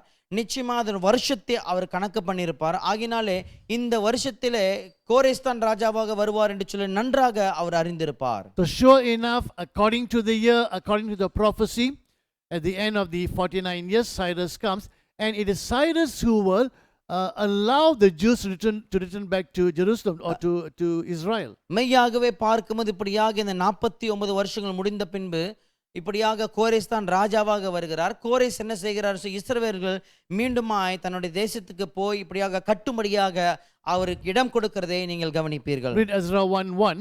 Ezra 1ஆம் அதிகாரம் 1வது வசனத்தை வாசிக்க கேட்போம். In the first year of Cyrus king of Persia, that the word of the Lord by the mouth of Jeremiah might be fulfilled, the Lord stirred up the spirit of Cyrus king of Persia, so that he made a proclamation throughout all his kingdom and also put it in writing. எரேமியாவின் வாயினாலே கர்த்தர் சொன்ன வார்த்தை நிறைவேறும்படி பெர்சியாவின் ராஜாவாகிய கோரேசுடைய முதலாம் வருஷத்திலே கர்த்தர் பெர்சியாவின் ராஜாவாகிய கோரேசின் ஆவியை ஏவினதினாலே அவன், You are free to go back to your country. நீங்கள் தொடர்ந்து வாசிக்கும் பொழுது இப்படியாக நீங்க உங்க தேசத்துக்கு திரும்ப போயலாம் என்று சொல்லி அங்கு சொல்லுகிறதை கவனிப்பீர்கள். Now why 7? Why 49 years? ஏன் இந்த 7 அல்லது 49 வருஷங்கள் ஏன்? Now Daniel would have immediately understood what 7 sevens, what 49 years, what does it signify? இந்த 7 அல்லது இந்த 49 வருஷங்கள் எதை குறிக்கிறது என்று சொல்லி நிச்சயமாய் தானியேல் தெளிவாக அறிந்திருப்பார். What happens after 49 years? 49 வருஷம் கழிந்த பின்பு என்ன நடக்கிறது? The 50th year is the year of Jubilee, when people are free, slaves are released, people's properties, they will get it back. It is a year of Jubilee. இந்த 50வது வருஷத்தை கவனிக்கும் போது இது யூபிலி ஆண்டாக இருக்கிறது. யூபிலி ஆண்டில் என்ன நடக்கும் என்று சொன்னால், சிறைவாசமாய் வந்திருப்பார்கள் என்று சொன்னால் அவர்கள் இப்படியாக சிறைவாசத்திலிருந்து விடுதலை ஆக்கப்படுவார்கள். ஒரு சொத்து அபகரிக்கப்பட்டிருக்கும் என்று சொன்னால் நிச்சயமா அதுவும் அவர்களுக்கு என்று மீண்டுமாய் கொடுக்கப்படும். இப்படியாக விடுதலையின் ஆண்டாக அது காணப்படுகிறது. Leviticus 25 verse 8. லேவியராகமம் 25ஆம் அதிகாரம் 8வது வசனத்தில் இதை நாம் வாசிக்கலாம். You shall count 7 weeks of years, 7 times 7 years, so that the time of the 7 weeks of years shall give you 49 years. Then you shall sound the loud trumpet on the 10th day of the 7th month. On the day of atonement you shall sound the trumpet throughout all your land, and you shall consecrate the 50th year and proclaim liberty throughout the land to all its inhabitants. It shall be a jubilee for you, when each of you shall return to his property, and each of you shall return to his clan. அன்றியும் 7 ஓய்வு வருஷங்கள் உள்ள 7 வருஷங்களை எண்ணுவாயாக. அந்த 7 ஓய்வு வருஷங்களும் 49 வருஷமாகும். அப்பொழுதும் 7ஆம் மாதம் 10ஆம் தேதியில் எக்காள சத்தம் தொனிக்கும்படி செய்ய வேண்டும். பாவ நிவாரண நாளில் உங்கள் தேசம் எங்கும் எக்காள சத்தம் தொனிக்கும்படி செய்ய வேண்டும். 50ஆம் வருஷத்தை பரிசுத்தமாக்கி தேசமெங்கும் அதன் குடிகளுக்கெல்லாம் விடுதலை கூற கடவீர்கள். அது உங்களுக்கு யூபிலி வருஷம். அதிலே உங்களில் ஒவ்வொருவனும் தன் தன் காணியாட்சிக்கும் தன் தன் குடும்பத்துக்கும் திரும்பி போக கடவன். So when Gabriel said 7 sevens are given at the end of the 49 years, an anointed will come, Daniel would have understood the significance of 49 years. Gabriel சொன்ன இந்த 7 கவனிக்கும் பொழுது இப்படியாக அதனுடைய காலங்கள் என்ன நடக்கும் என்று சொல்லி நிச்சயமாக தானியேல் தெளிவாக அறிந்திருப்பார். At the end of the 49 years is a year of jubilee, a year of release. So the anointed prophesied one, when he comes, he will bring about this release. 49 வருஷம் கழிந்த பின் இப்படியாக 50வது வருஷத்தில் பார்க்கும்போது அது விடுதலையின் ஆண்டாய் இருக்கிறது. இப்படியாக மீண்டுமா எல்லா காரியம் சீர்படுத்துகிற ஆண்டாய் இருக்கிறது. ஆகினாலே அபிஷேகம் பண்ணப்பட்டவர் வரும் பொழுது இதை நேர்த்தியாக செய்து முடிப்பார் என்று சொல்லி அவர் அறிந்திருக்கிறார். It is amazing how different portions, different parts, how they fit in together. Just amazing. இப்படியாக வேறு பகுதியிலிருந்து கொண்டு வந்து ஒன்றாக இணைக்கப்பட்ட இந்த காரியத்தை கவனிக்கும் போது ரொம்ப ஆச்சரியமாய் காணப்படுகிறது. Now let's read verse 26. வாசிப்போம் 26வது வசனம். And after the 62 weeks, an anointed one shall be cut off, and shall have nothing. And the people of the prince who is to come shall destroy the city and the sanctuary. Its end shall come with a flood, and to the end there shall be war. Desolations are decreed. Now in verse 26 we read, anointed one shall be cut off. Some translation will say, not for himself. இந்த அபிஷேகம் பண்ணப்பட்டவர் இப்படியாக வெட்டப்படுவார், அல்லது நீங்கள் சில மொழிபெயர்ப்பில் பார்க்கும்போது அவருக்காக அவர் வரவில்லை என்று சொல்லி நீங்கள் கவனிப்பீர்கள். In other words, he will be killed, but he is not killed for himself, he is killed for others. அதனுடைய பொருள் என்னவென்று சொன்னால் அவர் இப்படியாக கொல்லப்படுவார் அவருக்கென்று சொல்லி அல்ல, மற்றவர்களுக்காக அவர் கொல்லப்படுவார். This cannot be the previous anointed one, which is Cyrus. அதாவது இதற்கு முன்பாக அபிஷேகம் பண்ணப்பட்டவர் ஒருவர் வந்தார் இல்லையா, சைரு அல்லது கோரேஸ், இவராக இருக்க முடியாது. Then as we read about the prince who is to come. பின்பு நம்ம இங்கே கவனிக்கிறோம் வரவேண்டிய அரசன் என்று சொல்லி. The prince who is to come shall destroy the city and the sanctuary. வரப்போகிற அரசன் இப்படியாக அந்த பட்டணத்தையும் அதனுடைய ஆலயத்தையும் அவன் அழிப்பான் என்று சொல்லி நீங்கள் கவனிக்கிறீர்கள். This is not the same person as this anointed one here. மேலே காணப்படுகிற அபிஷேகம் பண்ணப்பட்டவரும் கீழே காணப்படுகிற இந்த நபரும் ஒரே நபர் கிடையாது. And this prince cannot be Cyrus, because Cyrus did not destroy the temple or the city. In fact, he said go and rebuild it. இந்த அரசனை பார்க்கும்போது நிச்சயமா கோரேஸா இருக்க முடியாது. ஏனென்று சொன்னால் வசனத்தை நீங்கள் வாசிப்பீர்கள் என்று சொன்னால் கோரேஸ் தான் மீண்டுமாய் சென்று உங்களுடைய ஆலயத்தை கட்டுங்கள் எல்லாம் என்று சொல்லி அனுப்பிவிடுவார். Therefore the anointed one in verse 25, which is Cyrus, 25ஆம் வசனத்தில் காணப்படுகிற இந்த அபிஷேகம் பண்ணப்பட்டவர் ஆகிய கோரேஸ், and this anointed one who will be cut off, who will be killed, not for himself, is another person. தனக்காக மரிக்க மாட்டாத இந்த அபிஷேகம் பண்ணப்பட்டவர் நிச்சயமா இன்னொரு வேற நபர். And the prince who is going to come and destroy the city and the sanctuary is a different person. நகரத்தையும் இப்படியாக ஆலயத்தையும் அழிக்க போகிற இந்த அரசன் வரப்போகிற நிச்சயமா இன்னொரு வேற நபர் தான். So already we have three different persons lumped together. Remember prophetic compression. இந்த மூன்று வெவ்வேறு நபர்களையும் ஒன்றாக இணைத்திருக்கிறதை நீங்கள் கவனிக்கிறீர்கள். இதுதான் தீர்க்க தரிசனத்தின் அடக்கம் என்று சொல்லி நாம் சொல்வோம். Now I think almost all commentaries will tell you that this anointed one who will be cut off but not for himself, or depending on the translation, in other words, he'll be killed but not for himself. Almost all will say this is referring to Jesus Christ. அதாவது எல்லா கமெண்ட்ரிகளை நீங்கள் கவனிக்கும் பொழுது இப்படியாக என்ன சொல்லப்படும் என்று சொன்னால், அந்த அபிஷேகம் பண்ணப்பட்டவர் தனக்கென்று மரிக்க மாட்டார் அல்லது கொல்லப்பட மாட்டார் என்று சொல்லுகிற இந்த காரியத்தை தெளிவாக யாருக்கு பொருத்துவார்கள் அல்லது பொருத்தப்படும் என்று சொன்னால் மேசியாவாகிய இயேசு கிறிஸ்துவுக்கு தான். Okay, so the first anointed one is Cyrus, the second anointed one is Jesus Christ. ஆகினாலே முதலாம் அபிஷேகம் பண்ணப்பட்டவர் கோரேஸ், பின்பு இரண்டாம் இந்த அபிஷேகம் பண்ணப்பட்டவர் யார் என்று சொன்னால் மேசியாவாகிய இயேசு கிறிஸ்து. Now this anointed one comes after the 62 weeks. இந்த அபிஷேகம் பண்ணப்பட்டவர் இந்த 62 வாரம் கழிந்த பின்புதான் அவர் வருகிறார். Cyrus came after the 7 weeks, after 49 years. கோரேசை பார்க்கும் பொழுது இந்த 7 வாரம் அல்லது 49 வருஷம் கழித்தவுடனே அவர் வந்திருக்கிறார். That part of the prophecy, that period is finished. அந்த பகுதியின் தீர்க்க தரிசனம் அல்லது அந்த காலகட்டத்தை பார்க்கும்போது அது முடிவடைந்து விட்டது. Then there's a gap. பின்பு ஒரு இடைக்காலம் இருக்கிறது. Then the second period, which is 62 weeks or 434 years begins. பின்பு அங்கிருந்து பார்க்கும்போது இந்த இரண்டாம் பகுதியான இந்த 662 வாரங்கள் ஆரம்பிக்கிறது. So this anointed one comes after the 62 weeks, so after 434 years. இந்த அபிஷேகம் பண்ணப்பட்டவர் இந்த 62 வாரங்கள் அல்லது 494 வருஷங்கள் கழிந்த பின்பு அவர் வருகிறார். Now, what is the starting date for this piece of prophecy, this part of the prophecy? When do we start calculating? தீர்க்கதரிசனுடைய இந்த பகுதியை கவனிக்கும் பொழுது நம்ம எப்பொழுது ஒரு தேதியை குறித்து எங்கிருந்து ஆரம்பிப்போம்? I want to remind you some of the words in the prophecy in Daniel chapter 9. Restore and rebuild Jerusalem, rebuild with streets and a trench, but in times of trouble. இங்கே நீங்கள் கவனிக்கும் பொழுது இந்த தீர்க்கதரிசனத்தினுடைய ஒரு சில காரியங்களில் நீங்கள் ஞாபகத்தில் வைத்துக் கொள்ள வேண்டும்.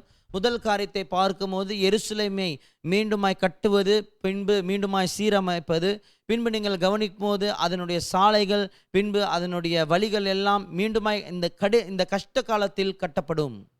Now, under the Medo-Persian kingdom, there were 3 times that the Jews would return back to their country.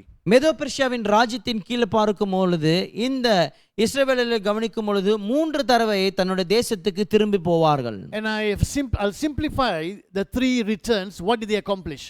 இந்த 3 தடவை மீண்டும் திரும்பி வரும்பொழுது என்னென்ன செய்து வந்தார்கள் என்று சொல்லி சுருக்கமாக நான் இது ஏற்படுத்தி வைத்திருக்கிறேன். The first return is under Zerubbabel and also Joshua.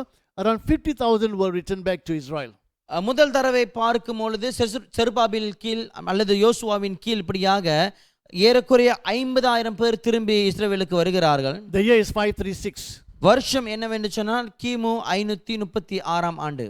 Now 536 the return. In 534 they lay the foundations to build the temple. 536 திரும்பி வருகிறார்கள். 534 ஆண்டில் பார்க்கும்போது ஆலயத்தை கட்டும்படியாக அதனுடைய அஸ்திபாரத்தை அமைக்கிறார்கள். But there's opposition to the work, so they will stop building the temple. இந்த வேலைக்கு எதிர்ப்பு வந்தபடினாலே அந்த வேலையை நிப்பாட்டம் செய்து விடுவார்கள். And they will forget about the temple. பின்பு ஆலயத்தை குறித்து மறந்து போய் விடுவார்கள். If you remember the book of Haggai, God will say, you are concerned about your house, but my house is lying in ruins. நீங்கள் ஹாகை புஸ்தகத்தை வாசிப்பீர்கள் என்று சொன்னால் ஆண்டவர் சொன்ன வார்த்தை உங்களுக்கு ஞாபகம் வரும். உங்கள் வீட்டை குறித்து நீங்கள் கவனமாக இருக்கிறீர்கள், என் வீட்டையோ அப்படியே விட்டுவிட்டீர்கள் என்று சொல்லி. That was spoken during this time. அது இந்த காலகட்டத்தில் தான் பேசப்பட்ட ஒரு வார்த்தை. So through Haggai and Zechariah, these 2 prophets, they will encourage them, and under the prophecy of these 2 prophets, they would start rebuilding the temple in 520.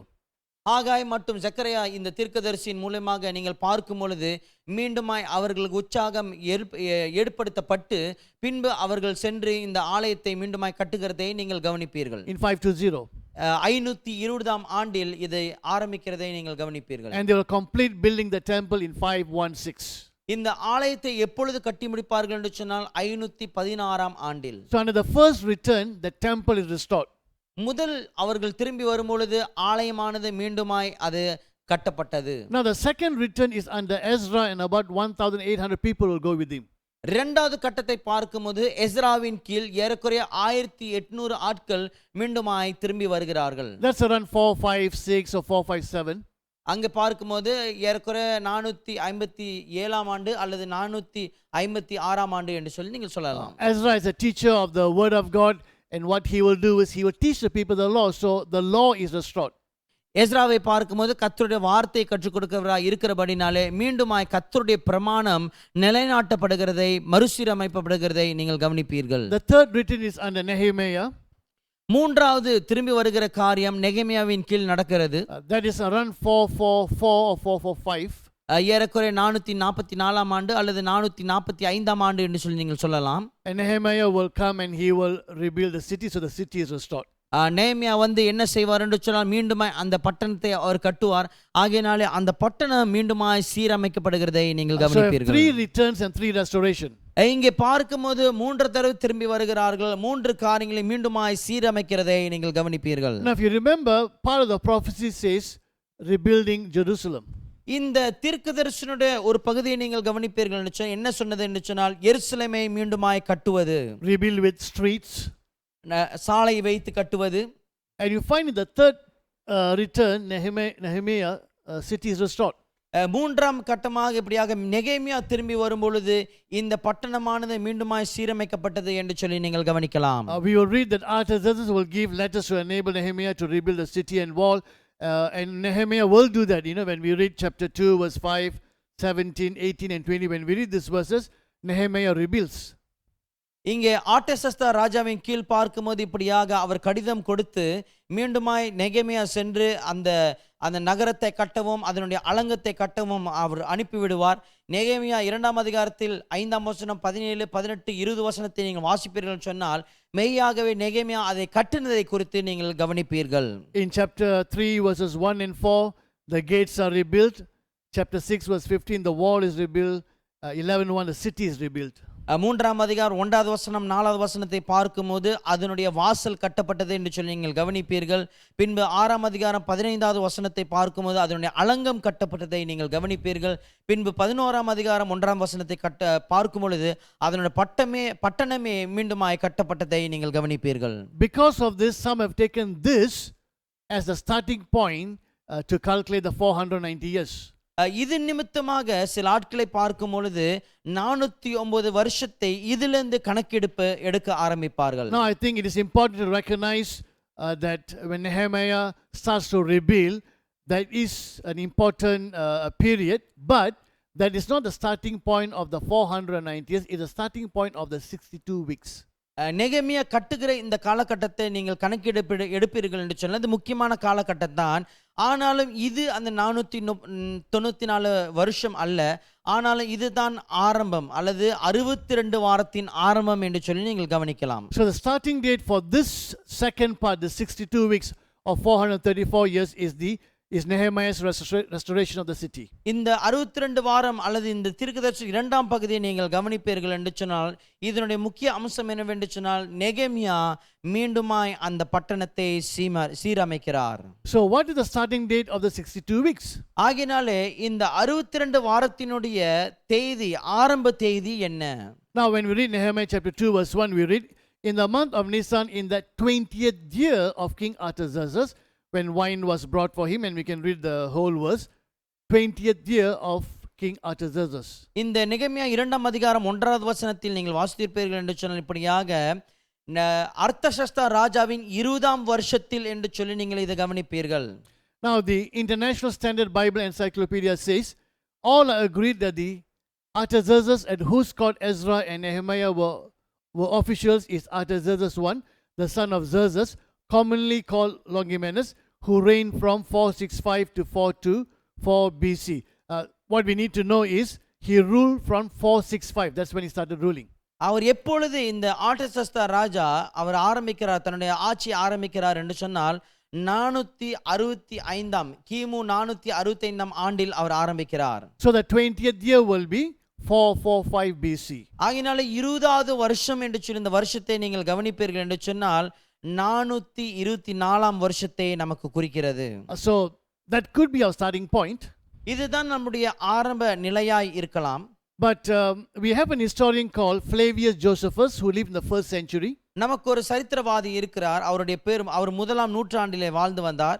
அவருடைய பேர் Flavius Josephus. Now he is a Jew but he was a Roman historian. அவர் ஒரு யூதராய் இருந்தார், ஆனாலும் ஒரு ரோமர் சரித்திரவாதியாய் இருந்தார். Now if you are aware of Matthew 24 when the Lord spoke about the temple will be destroyed, one stone will not be left on another. உங்களுக்கு ஞாபகம் இருக்கும் அல்லது கவனமாக இருக்கும் என்று சொன்னால் மத்தேயு 24ஆம் அதிகாரத்தில் இயேசு சொல்லுவார், இந்த ஆலயமானது அழிக்கப்படும், ஒரு கல்லின் மேல் இன்னொரு கல் இராது என்று சொல்லி. And we know that's exactly what happened. இதுதான் மெய்யாகவே நடந்தது என்று சொல்லி நாம் நன்றாக அறிந்திருக்கிறோம். How do you know that? இதை குறித்து நாம் எப்படி அறிகிறோம்? We have an eyewitness, a historian. இதை கண்ணால் பார்த்த ஒரு சாட்சி நமக்கு இருக்கிறார். இவர் தான் சரித்திரவாதி. That historian is Flavius Josephus. அந்த சரித்திரவாதி யார் என்று சொன்னால் இவர் தான் Flavius Josephus. Now he has written about the wars, he has written about the history of his people. அதாவது சரித்திரம் எழுதியிருக்கிறார், தன் ஜனத்தை குறித்தும் மற்ற காரியங்கள் குறித்தும் எழுதியிருக்கிறார், யுத்தத்தை குறித்தும் எழுதியிருக்கிறார். Now if you are interested in history, then you should read his writings.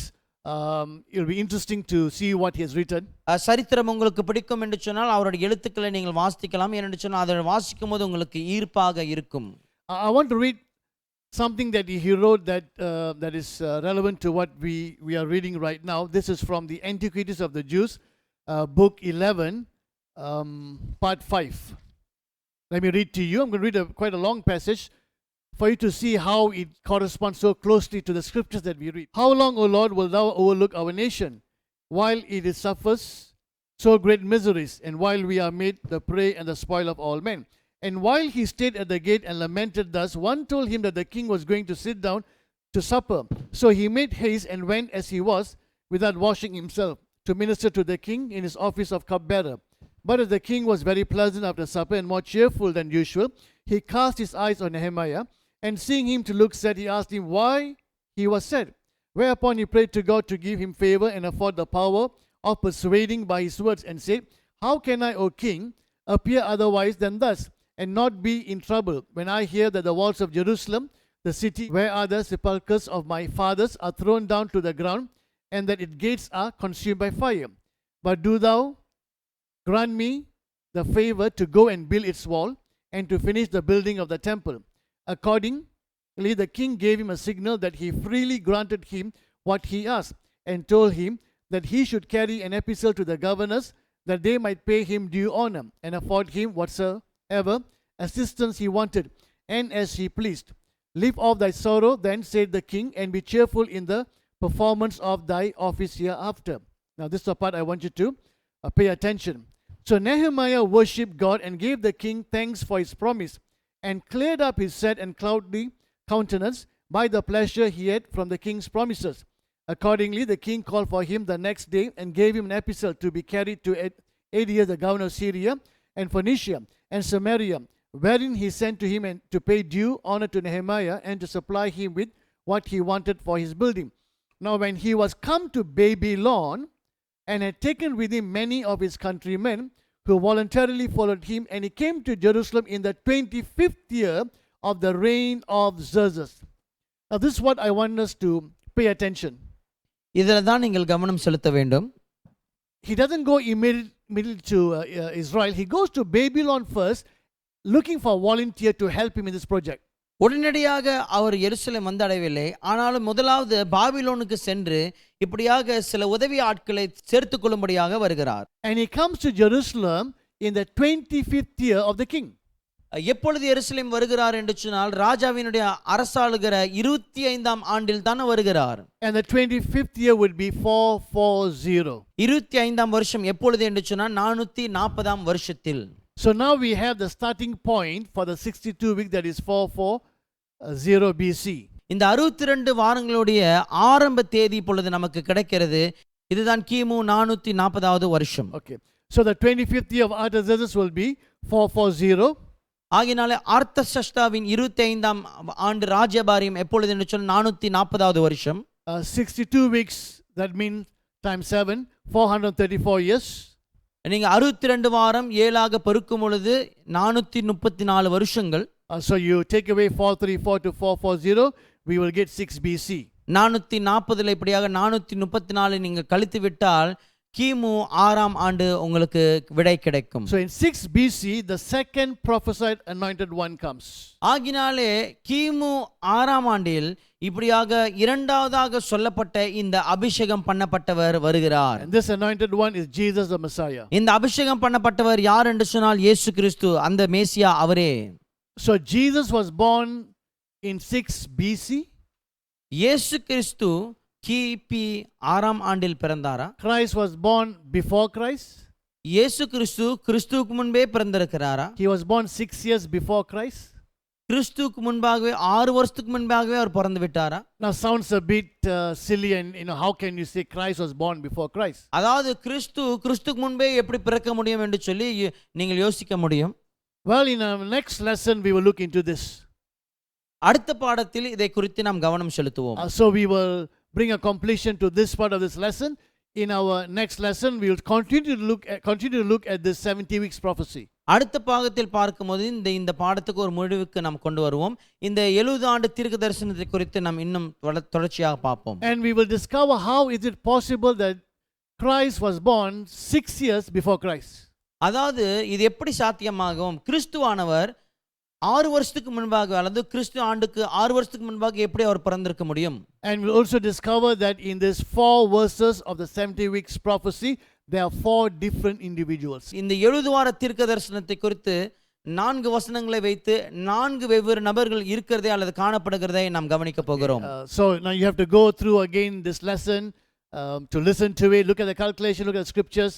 You have to go through it a couple of times to really understand what's happening.